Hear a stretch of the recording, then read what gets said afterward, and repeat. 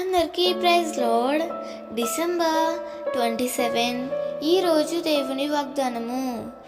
దేనిని గూర్చియు చింతింపకుడి. ఫిలిప్పీ పత్రిక 4వ అధ్యాయము 6వ వచనము.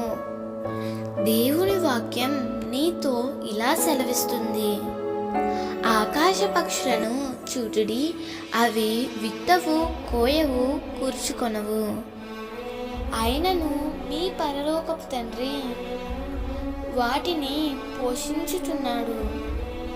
వాటికంటే మీరు శ్రేష్ఠులు కారా? మరి ఆకాశ పక్షులను పోషించే దేవుడు నిన్ను, నీ కుటుంబమును పోషించలేడా?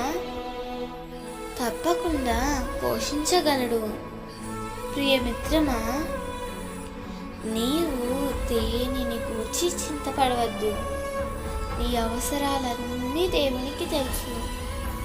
తగిన సమయంలో వాటిని ప్రభువు నీకు అనుగ్రహిస్తాడు. ఆనాడు పేతురు చెరసాలలో బంధించబడినప్పటికీ చక్కగా చెరసాలలో నిద్రపోయాడు. దేవుని దూత వచ్చి చెరసాలలో ఉన్న పేతురును బయటికి తీసుకొని వచ్చింది.